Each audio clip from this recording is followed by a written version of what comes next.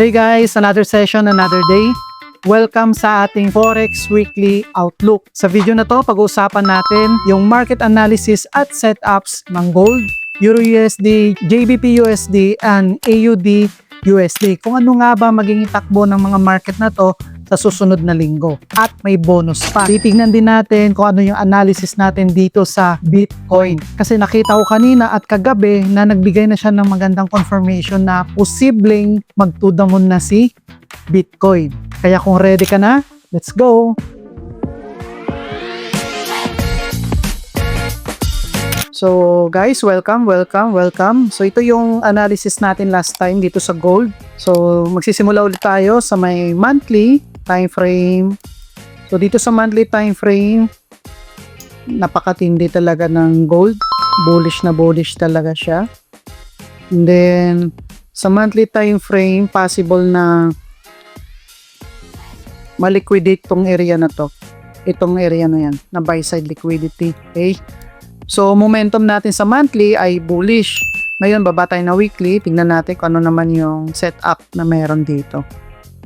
Alright. So, sa ngayon, yung presyo sa weekly time frame natin, hide natin to. Sa weekly time frame natin, itong area na to, itong sa taas, itong buy side, saka previous na sell side ng weekly candlesticks natin, hindi pa rin na i-liquidate ng last week na candle na week natin itong kulay green. So baba tayo ng daily time frame kung mayroon tayong setup na nakita. So based sa analysis natin last time, ito yung drawing natin. Ayan, okay. So tanggalin ko tong line na to na malaki. Ayan. So yung analysis natin last time, dito kasi sa area na to, sa daily time frame, mayroon ditong itong area na to. Mayroon dalawang ditong equal highs. Drawing. So mayroon tayong equal highs dito, yung area na yan. Ito. So, nag-drawing tayo last time na possible na i-take out talaga ng market yan or posibleng bumaba. So, based to sa drawing natin last time for analysis, ito yun. Ayan. So, unang analysis natin, possible i-take out ng market itong equal highs na to na liquidity. And then, in-expect ko sana, nangyari nga yung analysis natin na pagka-take out niya dito, ito, umakyat siya ng ganyan, and in-expect ko na bababa pa siya dito sa demand zone. Dito sana ako magti-take ng entry. Dito sa area na yan. Kaso hindi siya bumaba. Pero, dito sa area na to, dito ako naganap ng ibang entry confirmation. Kaya may mga entries tayo dito na winnings, and may mga entries din tayo na loss, which is normal lang yon. Okay? So, analysis natin, it's either mag-bullish or mag-bearish. Pero, nirespect niya yung previous na to na swing low, ito swing low, and then ito, kaya bumulusok na siya pataas, right? So, delete natin itong yan, so para malinis. Okay, so sa daily time frame, napaka bullish ng market ito. Ayan, bullish yung market. So, dito guys, nagkaroon ng movement. Ito, nagkaroon ng demand. Nagsimula dito sa area na to. Ayan. And then, ngayon, ito yung displacement na nangyari. Okay, so, nag-iwan siya dito ng fair value gap. Tingnan nyo guys, oh. Yun yung dinidiscuss ko last time na kadalasan or may high probability. Ayan, nagamit ko na yung word na high probability. Tagal ko na hindi nagagamit yan. So, titignan mo itong area na to last week. Ayan o, mayroong naiwan na fair value gap sa daily time frame. Kaya kung papansinin mo, yung presyo, binalikan niya talaga. Okay? So, pag akyat niya dito, ganyan, lumipas yung isang araw. Monday, ito yon big move. Tapos Tuesday, ito. Wednesday. And then pagdating na Thursday, binalikan niya to. Okay? And then saka siya momentum ng bullish dito sa Friday. Ayan. Right? So, ngayon, nakita na natin yung momentum dito sa daily time frame. na bullish or uptrend talaga yung market. So pipingin tayo ngayon ng opportunity within this area. Ayan. So dito sa area na yan. So lagyan natin ng Fibonacci tool. Ito. Fibonacci. Ayan. Okay. So ngayon, dito guys, nakasabay ako dito kagabi. May winning, may loss. Sobrang sayang yung loss ko. Kasi bakit? Nakapag-entry ako dito na sobrang tight yung SL na nilagay ko. Dito dalawang entry ko na loss dito. Sa area na to. Okay. Yan. Pero dun sa isang currency pair natin na trinade na USDJPY, kahit pa paano pumaldo tayo dun.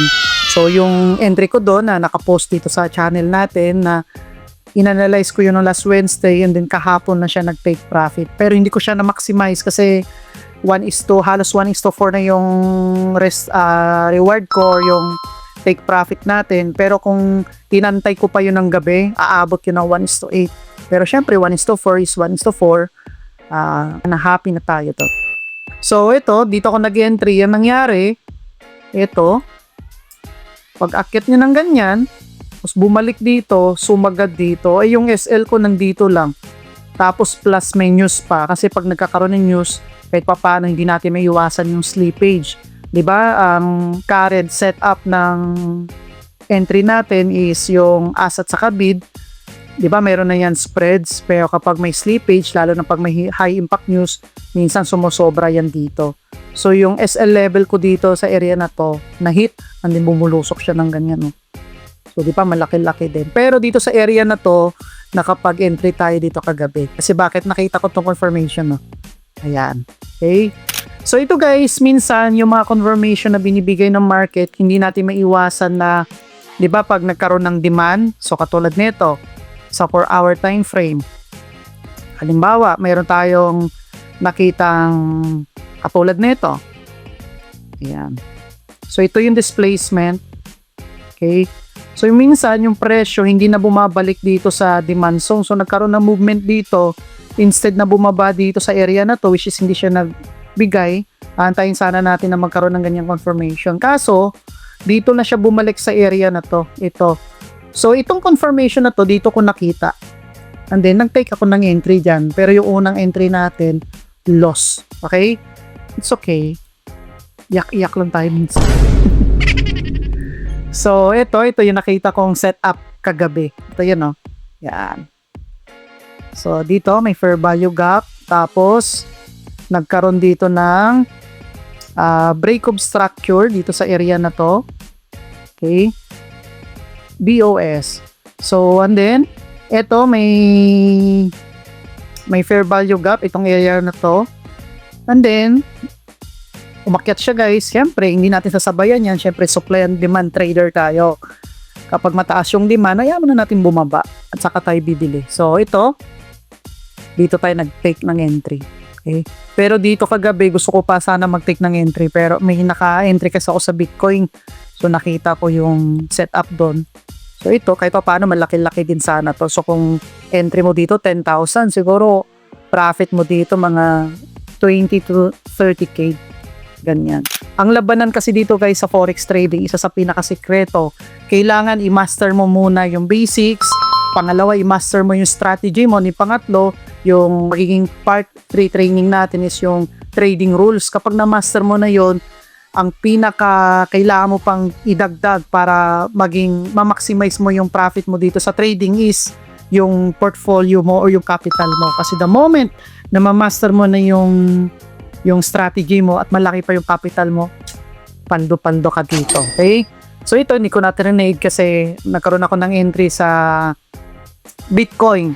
Yan ang pag-uusapan natin mamaya kasi nakita ko yung magandang entry confirmation and then by Monday, pwede natin sabayan. Pero syempre, doble ingat pa rin kasi baka yung analysis ko is iba sa analysis mo. Okay? Sa daily, bullish yung market. So itong area na to. So ngayon guys, nagkaroon ng demand dito, and then bumaba. And then syempre, nagkaroon ng confirmation dito. Nung tumaas to, na-break niya yung previous na swing high. So ito, swing low, ayan, tapos nagkaroon ng lower high, lower low, swing high. Bakit swing high?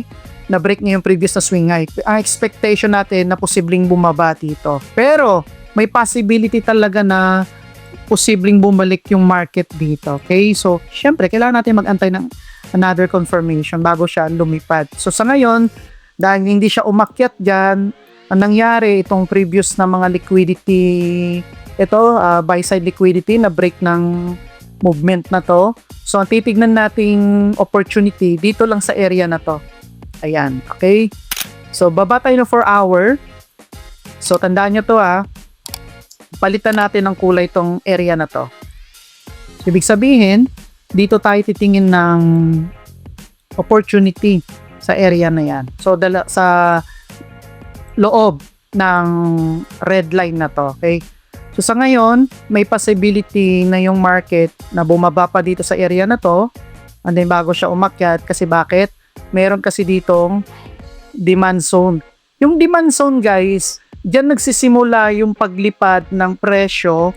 Kumbaga, hindi ko rin nababanggit kasi yung strategy natin is supply and demand. Hindi ko lang nababanggit yung tinatawag na, yung sa smart money concept, hindi ko minsan nababanggit yung order blocks. Ano yung order blocks? Ito yung mga grupo ng candlesticks na nagrarally muna siya bago siya mag-push. It's either bearish or bullish. So, ito yung nangyari. So, ito yung demand zone. So, ang presyo, lumipad. So, possible na bumalik siya dito sa area na to or posibleng bumalik din sa area na to. Kasi, dito may nakaabang pa na demand zone sa area na to. Ito, mayroon pa ditong order block. Ito yan, order block yan. Okay? So, ito, yan. Pero sa ngayon, tignan natin kung babalikan pa ni gold yan. So, ngayon, ang hanapin nating opportunity within that red line lang yung diniscuss ko. So, dito, kung hindi man siya bumalik sa area na to, so dito, pwede tayong tumingin din. Yan. So, kung ano yung possibility na ibigay ni market dyan. So, baba tayo sa 1 hour time frame. And then, ayan. So, dito, kagabi, nakita ko tong setup na to. Katulad na ito, guys, every time na may movement na ganyan, ito, demand. So, bababa muna siya. Bumaba siya dito sa may discount zone. And then, possible na i-take out ngayong previous liquidity natin na swing high. Dito sa, ito guys, itong nasa taas na blue na to. So, ito yung possible na i-take out ng market. Itong height na to. So, posibleng i-break niya to 4,560 or 4,550 itong area na to. And then possible na magtuloy-tuloy na siya as bullish. Kasi guys, yan lang yung currency na mahirap manipulahin, itong gold. Okay? So syempre yan yung mga, kumbaga yan yung reserve ng mga bawat bansa na habang tumatagal, tumataas yung value. Okay? So ngayon titignan natin kung ano yung ibibigay na opportunity ni gold dito. 4 hour, sa 1 hour, ayan. So, ngayon, umakyat na siya. 30 minutes, 50 minutes. So, ito na guys. So, sa ngayon, medyo complicated yung market condition. So, mag-aabang ako ngayon ng iba pang entry confirmations. If ever, ito guys itong pinakita ko is ito yung displacement, ito yung Fibonacci tool.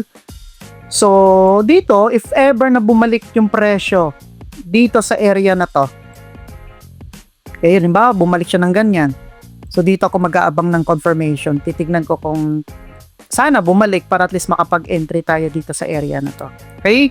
So far, yan yung analysis natin dito sa gold na bullish talaga siya and possible na i-take out niya itong liquidity. So, maraming posibleng mangyari sa market. It's either mag-rally siya, bumalik siya dito sa pinaka-discounts or demand zone kung saan siya nagsimula na magkaroon ng momentum, or posibleng bumalik lang siya dito sa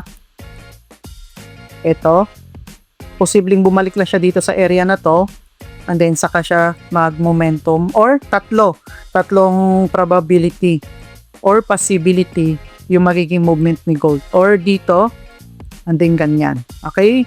So kung ano yung magandang confirmation dyan, pero possible kung bababa man yung presyo dito ng gold sa unang area na to, dito sa demand zone, dito ako magti-take ng entry.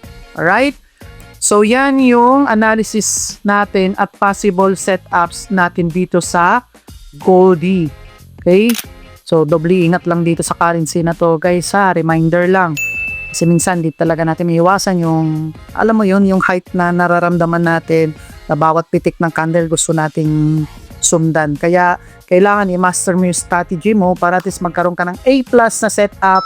Pag nakita mo yung setup na yun lang at yun lang ang iti-trade mo, okay? Kapag hindi mo nakita yung entry setup na yun dito sa market, huwag ka mag-e-entry, okay? Huwag ka ma-hype doon sa mga nakikita mo sa mga social media. Kasi syempre, ang ipapakita lang nila yung mga results nila, di ba? So, behind the scene, ang dami rin pala nilang losses, okay? Kaya doble ingat, due diligence din ang kailangan. So, let's go sa Euro USD. So, dito sa Euro USD, grabe yung market conditions, no? Sa monthly, ayan, yung analysis natin last time, di ba? Kung titignan natin sa bigger picture, ayan, no? Bearish ang market. Bearish. Ito. Pakihan natin na ads and drawing. Yan. So, ito, bearish. Pero, kung bababa tayo dun sa current price or current movement ng presyo is si Euro USD bullish. And then, dito sa area na to guys, eto, tingnan mo guys, oh, nagkaroon ng rally. Okay? So, ibig sabihin, nagkikreate siya ng liquidity dito na possible na magsimula yung presyo based lang sa analysis ko. Possible na kapag nagbigay siya ng magandang confirmation dito, possible this year, magsimulan na siyang bumulusok dito. Kasi tingnan mo guys, oh, meron ditong demand zone, supply zone. So, ito yung Fibonacci natin, ito yung premium zone, at saka ito yung discount zone. Kumbaga, dito nagsimula na bumulusok yung presyo. So, nagsimula siyang bumagsak, bumaba, yung Euro USD 2021. June 1, 2021. Ito sa baba sa screen. Every time na pinopoint mo tong crosshair na to sa screen, may date sa baba. So, ngayon, nandito siya ngayon, so, ilang taon na? 2021. So, 5 years. And then, ngayon, unti-unti siya nagre-retrace pa, nagkakaroon siya ng liquidity. Ito guys, so, ito yung diniscuss ko doon sa training part 2 natin. Ito yung AMB. So, ako guys, personally, ginagamit kong strategy is supply and demand with smart money concepts. Yung AMB, ito yun, no? Tamang-tamang sample to. Ito, nagkaroon ng rally. Ang tawag dito sa AMD, accumulation. Okay? So, palitan natin ng kulay. Palitan natin ng green. Ayan. So, itong green, ito yung accumulation. At, nagkaroon ng, ito, manipulation, AMD, accumulation, manipulation, and distribution. So, ito, nagkaroon ng manipulation.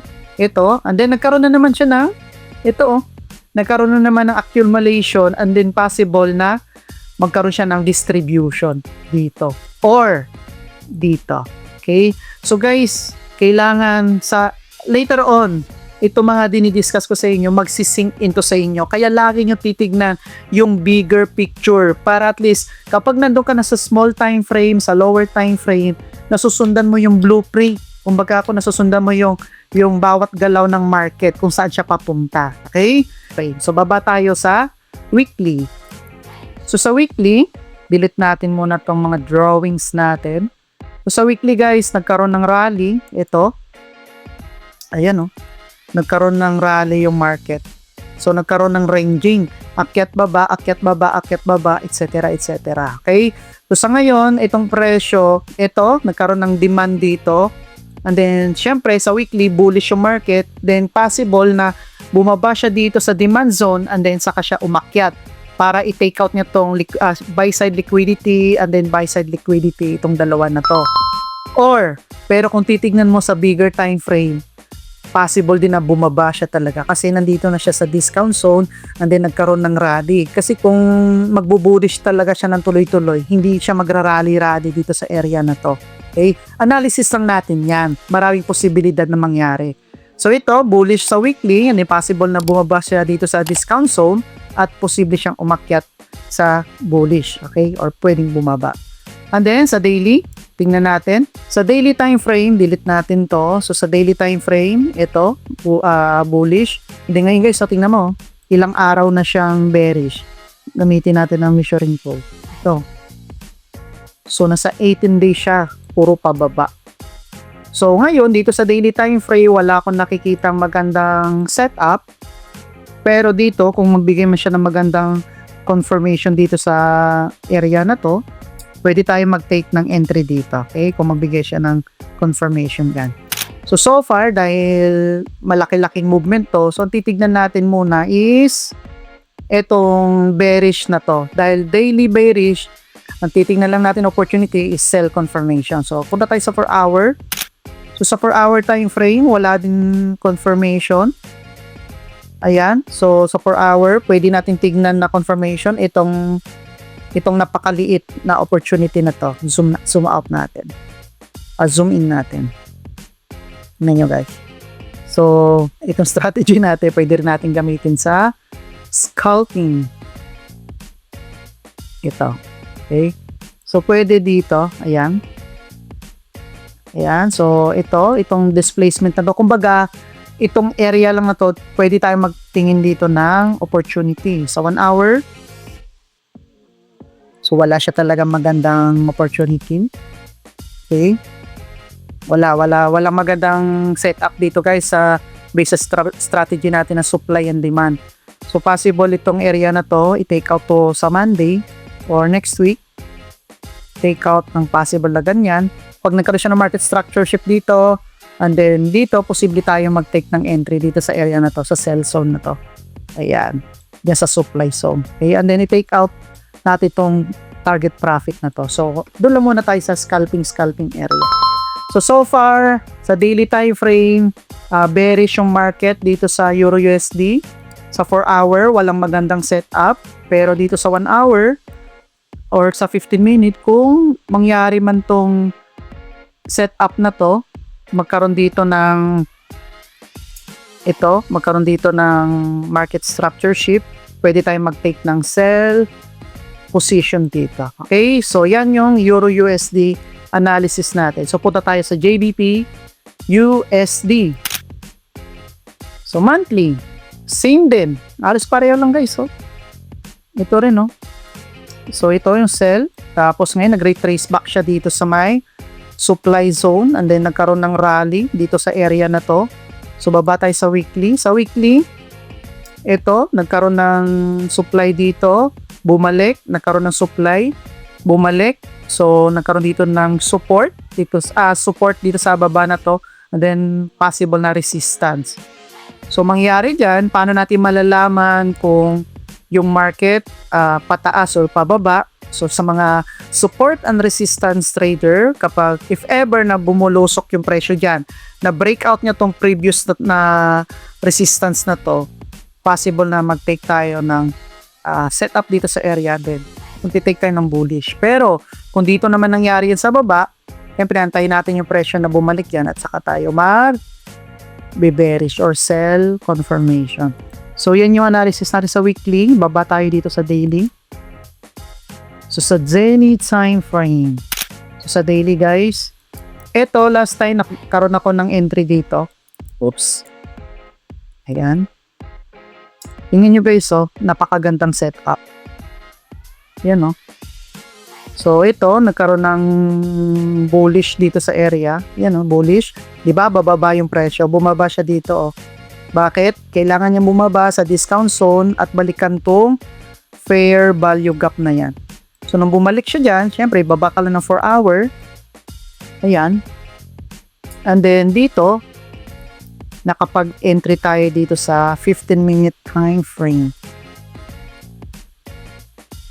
Ayan, nagkaroon ng confirmation. Dami nyo natututunan dito, guys. No? Ayan, confirmation. Ano yun to? Nung umakyat siyang ganyan, tapos yan, sinantay natin bumalik. Nung bumalik dito tayo nag-entry. At ito na yung take profit natin. Ito. Boom! Diba? Ang gandang setup, no? Ganyan, no? A+ setup. And then, ngayon, kaya guys, kailangan dito sa forex trading or any instrument man yan, stocks man yan, futures man yan, bonds, or crypto man yan, kailangan risk management, kontrolin ang capital, and then, hanggat maaari, kontrolin din natin yung profit. So, kung nandito na yung profit, enough na. Kasi minsan, pag medyo, alam mo yung nakikita natin ng taas ng candlesticks, tapos nasa isip natin, mindset, tataas pa yan. Tingnan mo, kung hindi mo tinake profit yun, bumaba. Imbis na nagka-profit ka, nadali pa yung capital mo. Sayang din. Okay? Yan yung A+ setup. So, sa ngayon, sa daily time frame, bearish yung momentum. Ito, bearish. Ayan. Tapos dito, pag nag-zoom in tayo, merong fair value gap dito sa area na to. Yan o. Kapag ganyan na setup, posible na balikan yan ni JBP USD bago siya magtuluyan mag-sell. Kasi guys, ulitin ko doon sa monthly time frame natin, nandun na siya sa supply zone, posible na siyang mag-bearish. Or, ito, mayroon din dito kasing ito, mayroon pang natitirang fair value gap dito sa area na to. Itong demand zone, hindi pa niya totally nabalikan. Itong demand zone, hindi pa niya talaga totally nababalikan. So, possible na balikan niya rin to at magkaroon siya ng confirmation dito at posibleng umakyat ng ganyan. Okay? So, syempre, hindi natin control yung buong perspective or galawan ng market. So, syempre, doon lang tayo sa lower time frame na 4 hour, 1 hour, habang pababa siya sa area na yan, magkaroon lang tayo ng profit na 1:2, 1:1, enough na yon. Okay? Hanggang sa dumating yung time na nakita mo yung A+ setup mo, saka mo na i-maximize. Okay?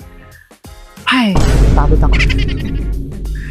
So, ngayon, ito yung bearish. So, antayin natin bumalik yung presyo dito sa supply zone na to or sa fair value gap na to. And then, saka lang tayo magsiset up ng entry dyan. Alright?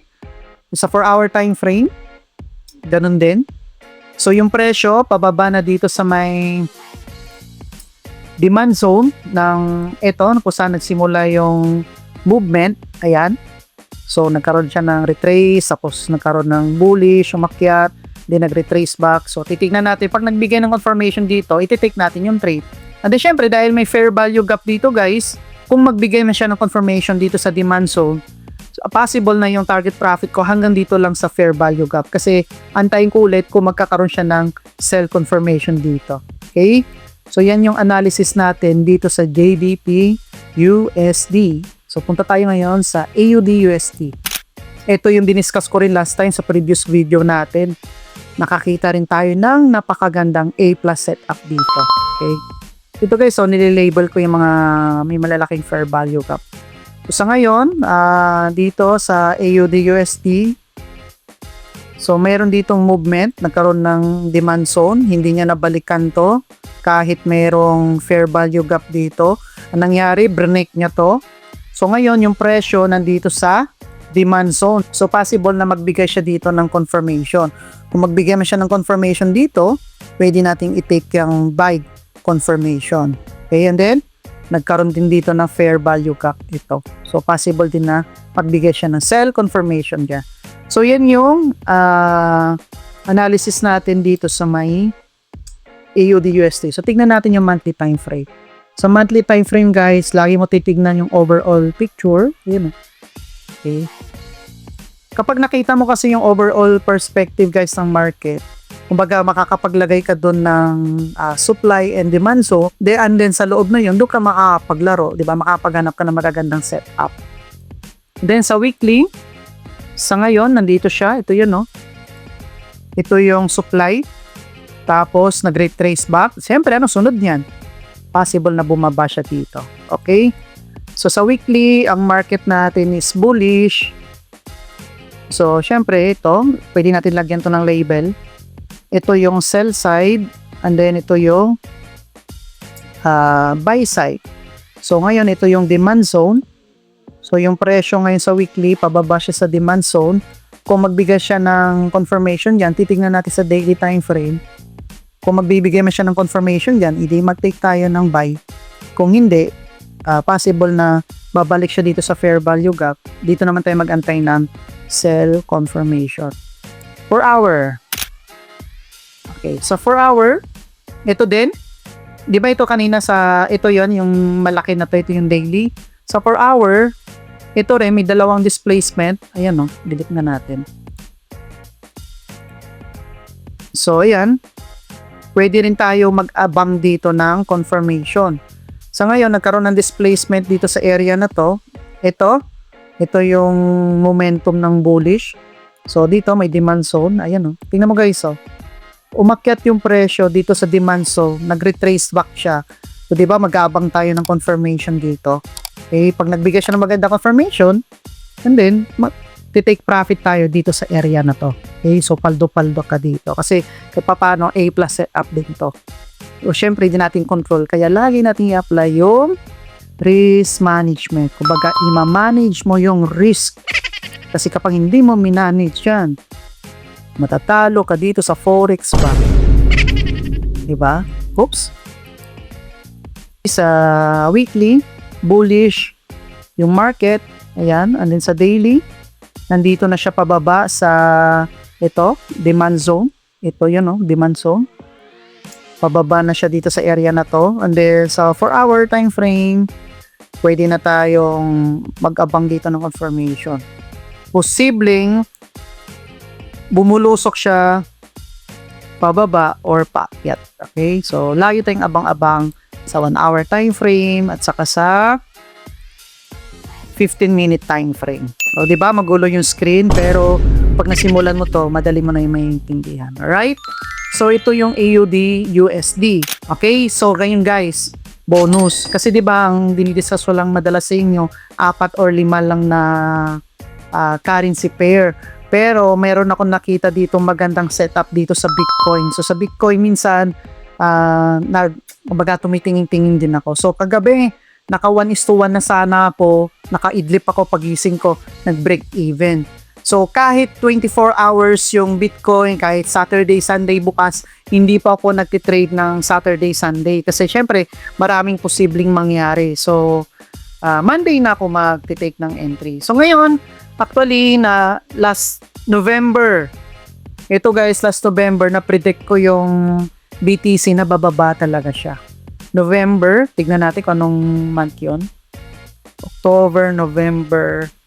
So ito, yes, first week of November dito sa area na to, nakita kong bubulusok talaga siya. Bakit? Tingnan nyo guys, magic.